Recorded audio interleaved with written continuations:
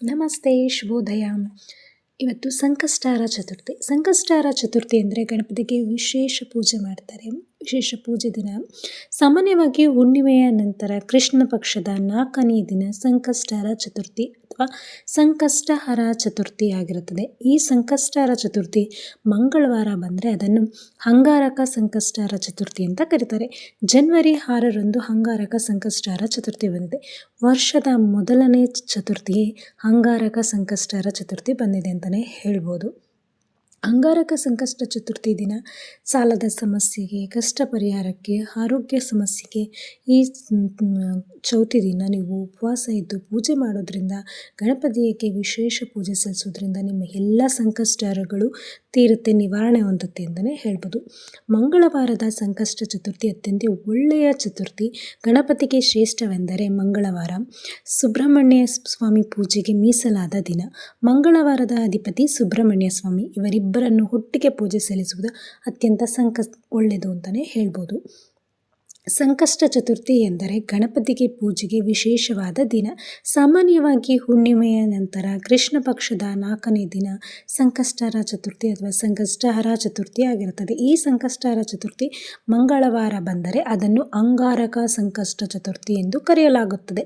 ಉಳಿದೆಲ್ಲ ಸಂಕಷ್ಟ ಚತುರ್ಥಿಗಳಿಗಿಂತ ಅಂಗಾರಕ ಸಂಕಷ್ಟ ಚತುರ್ಥಿ ಶ್ರೇಷ್ಠವಾಗಿರುತ್ತದೆ. ಯಾಕಂದರೆ 12 ತಿಂಗಳುಗಳ ಕಾಲ ನೀವು ಉಪವಾಸ ಮಾಡಿ ಪೂಜೆ ಸಲ್ಲಿಸಿದ ಫಲವ ಈ ಒಂದು ದಿನ ನೀವು ಪೂಜೆ ಮಾಡಿ ಉಪವಾಸವಿದ್ದು ಮಾಡಿದರೆ ಅದಕ್ಕೆ ಶ್ರೇಷ್ಠ ಎಂದು ಹೇಳಬಹುದು.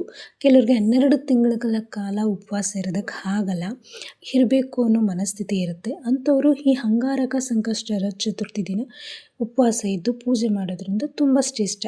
ಹಾಗೆ ಇದು ಅಪರೂಪಕ್ಕೊಮ್ಮೆ ಬರುತ್ತದೆ. ಹಾಗೆಯೇ ಈ ವರ್ಷದ ಮೊದಲ ಸಂಕಷ್ಟ ಚತುರ್ಥಿಯೇ ಅಂಗಾರಕ ಸಂಕಷ್ಟ ಚತುರ್ಥಿ ಆಗಿರುತ್ತದೆ. ವಿಶೇಷವಾಗಿ 2026 ಜನವರಿ 6ರಂದು ಅಂದರೆ ಇಂದು ಅಂಗಾರಕ ಸಂಕಷ್ಟ ಚತುರ್ಥಿ. ಈ ದಿನ ನೀವು ಹೇಗೆ ಪೂಜೆ ಮಾಡಬೇಕು ಅಂತ ಹೇಳೋಣ. ಬೆಳಿಗ್ಗೆ ಎದ್ದು ಸ್ನಾನ ಪೂಜೆಗಳೆಲ್ಲ ಮಾಡಿ ಉಪವಾಸ ಇದ್ದು ರಾತ್ರಿ ಚಂದ್ರೋದಯ ನಂತರ ನೀವು ಫಲಹಾರ, ಮೊಸರನ್ನ ಅಥವಾ ಸಜ್ಜಿಗೆಯನ್ನು ದೇವರಿಗೆ ನೈವೇದ್ಯ ಮಾಡಿ ನೀವು ಸೇವಿಸಬೇಕಾಗತ್ತೆ. ನಮ್ಮ ಕೈಲಿ ಬರೀ ಉಪವಾಸ ಇರೋದಕ್ಕಾಗಲ್ಲ, ನೆಟ್ಟು ಉಪವಾಸ ಅನ್ನೋರು ಸ್ವಲ್ಪ ಹಾಲು, ಕಾಫಿ, ಹಣ್ಣನ್ನು ಸಹ ಸೇವಿಸ್ಬೋದು. ಚಂದ್ರೋದಯ ನೋಡಿ ಆಮೇಲೆ ನೀವು ಫಲಹಾರನ ಸೇವಿಸಬೇಕಾಗತ್ತೆ. ಚಂದ್ರೋದಯ ಆಗದೇ ಇದ್ದ ಪಕ್ಷದಲ್ಲಿ ಮಳೆ ಮೋಡಗಳ ಅಂಥ ಪರಿಸ್ಥಿತಿಯಲ್ಲಿ ಶಿವನ ತಲೆ ಮೇಲಿರುವಂತಹ ಅರ್ಧ ಚಂದ್ರನ ನೋಡಿ ಗಂಧಕಡ್ಡಿ ಧೂಪ ಹಚ್ಚಿ ಬೆಳಗಿ ನೀವು ನಿಮ್ಮ ಉಪವಾಸನ ಬಿಡ್ಬೋದು, ಅಂದರೆ ಫಲಹಾರನ ಸೇವಿಸ್ಬೋದು.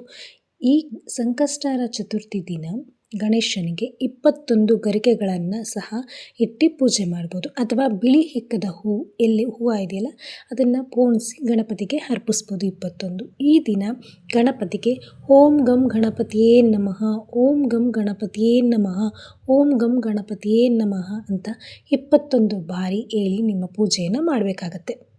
ಗಣಪತಿಗೆ ಈ ದಿನ ಪೂಜೆ ಸಲ್ಲಿಸೋದ್ರಿಂದ ನಿಮ್ಮ ಸಂಕಷ್ಟಗಳನ್ನೆಲ್ಲ ಗಣಪತಿ